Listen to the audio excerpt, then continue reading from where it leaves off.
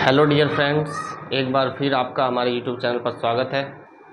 आज हम डिस्कस करेंगे संविधान के एक बहुत ही महत्वपूर्ण भाग मूल कर्तव्यों के बारे में, फंडामेंटल ड्यूटीज़ के बारे में। तो चलिए डिस्कस करते हैं। आज का जो हमारा टॉपिक है वो है फंडामेंटल ड्यूटीज़ अर्थात मूल कर्तव्य,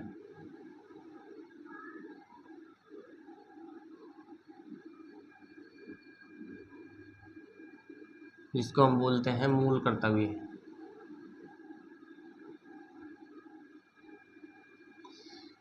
फंडामेंटल ड्यूटीज़ संविधान के भाग 4A में जोड़ा गया है और इसमें केवल एक आर्टिकल 51A आता है।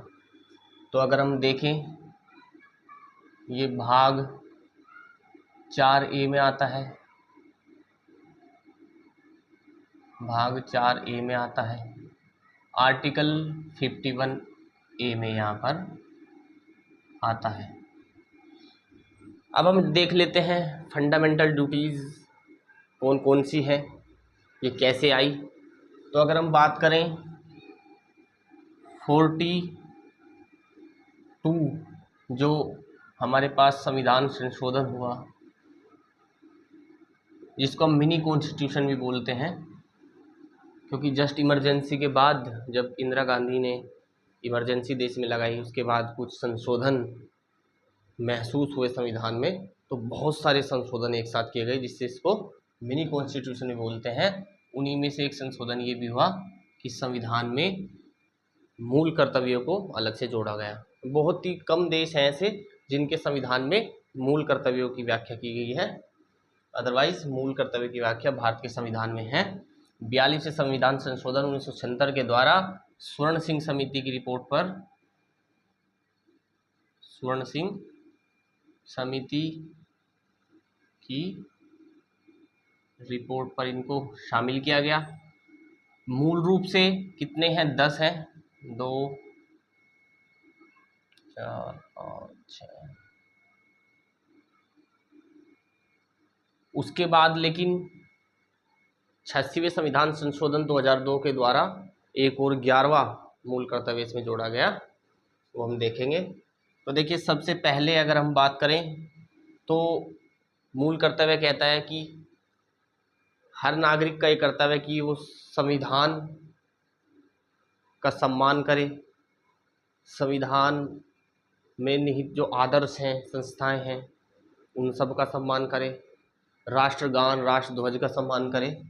तो जो पहले में कहा गया है, अगर हम बात करें इस तरह से, इसको ना लिख के, क्योंकि ऐसे अगर हम बात करें, चलो ऐसे ही डिस्कस कर लेते हैं।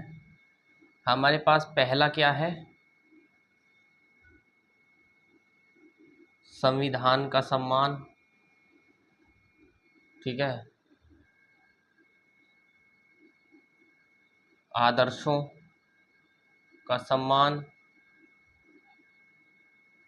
राष्ट्रगान और राष्ट्रध्वज का सम्मान। ये मूल कर्तव्य हमारा एक है। इसके अलावा अगर हम बात करें, एक मूल कर्तव्य कहता है कि देश की एकता, संप्रभुता, अखंडता का सम्मान किया जाए और उसको अक्षुण्ण रखा जाए। राष्ट्र की एकता, अखंडता, संप्रभुता की रक्षा की जाए। इसके अलावा अगर हम बात करें, मूल कर्तव्य हमारे पास अगर देखें, एक हमारे पास है कि जो भी राष्ट्रीय आंदोलन के दौरान आदर्श निकल कर आए, उन आदर्शों को भी हम अपने दिल में संजोए रखें और उनको फॉलो करें, जो नेशनल मूवमेंट से उपजे हैं, राष्ट्रीय आंदोलन से उपजे आदर्शों का अनुसरण हम लोग करें। इसके अलावा अगर हम बात करें तो मूल कर्तव्य रहता है यहाँ पर कि देश की रक्षा,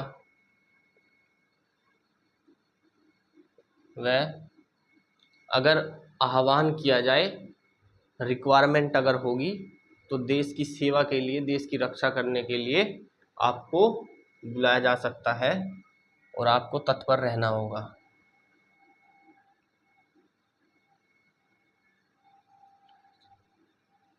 यहाँ पर देश की रक्षा से संबंधित है, तो संविधान का सम्मान हो, राष्ट्र की एकता का सम्मान हो, देश की रक्षा हो, राष्ट्रीय आंदोलन से जो जो आदर्श हैं उनका आप अनुसरण करें।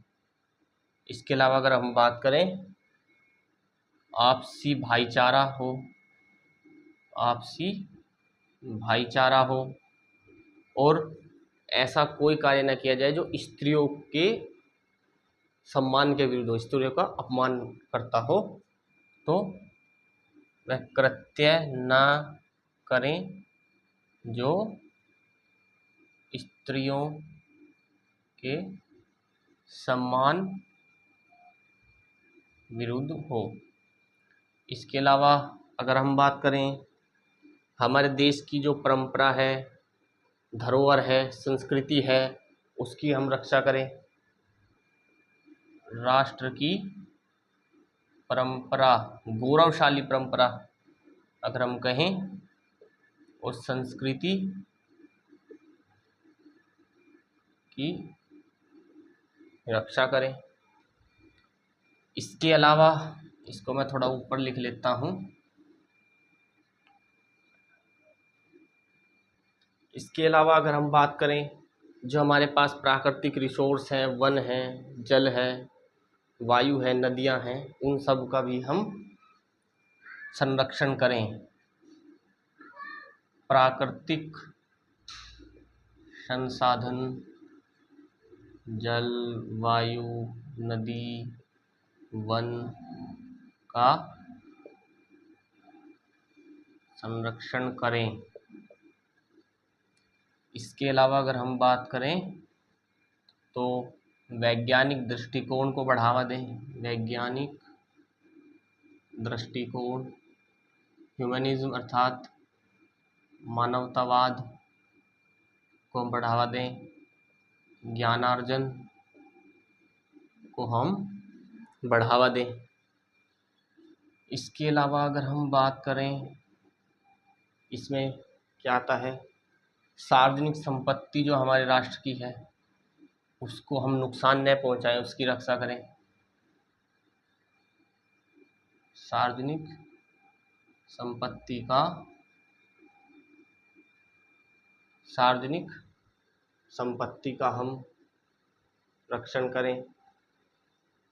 इसके अलावा अगर हम बात करें, तो इसमें आ जाएगा संविधान का सम्मान, राष्ट्र की एकता, राष्ट्रीय आंदोलन के आदर्श, देश की रक्षा, आपसी भाईचारा, राष्ट्र की परंपरा, प्राकृतिक संसाधन, वैज्ञानिक दृष्टिकोण, सार्वजनिक संपत्ति का संरक्षण, और इसके अलावा जिसमें आएगा आपका, अगर हम बात करें, जो हमारे पास प्रगति है राष्ट्र की, राष्ट्र की प्रगति में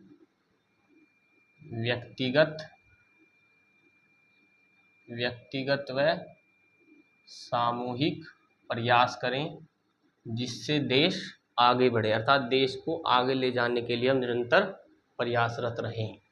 ये हो जाएगा। तो ये मूल रूप से स्वर्ण सिंह समिति की रिपोर्ट के आधार पर 42वें संविधान संशोधन 1976 के द्वारा 10 मूल कर्तव्यों को इसमें शामिल किया गया था। लेकिन हमारे पास एक संशोधन हुआ 86th कॉन्स्टिट्यूशनल अमेंडमेंट 2002, उसके द्वारा एक 11वां हमारे पास फंडामेंटल ड्यूटी जोड़ा गया, जिसमें क्या आ गया, 6 से 14 वर्ष के जो बच्चे हैं उनको शिक्षा की इसमें बात की गई कि उनको शिक्षा दी जाए। और एक बात और ध्यान देने वाली है, आगे हम जैसे मूल अधिकारों के बारे में पढ़ेंगे, डीपीएसपी नीति निर्देशक तत्वों के बारे में पढ़ेंगे, तो आप पाएंगे कि शिक्षा की बात केवल ऐसा अकेला मुद्दा है जो डीपीएसपी में मिलेगा, फंडामेंटल ड्यूटीज़ में भी है, फंडामेंटल राइट्स में भी होगा।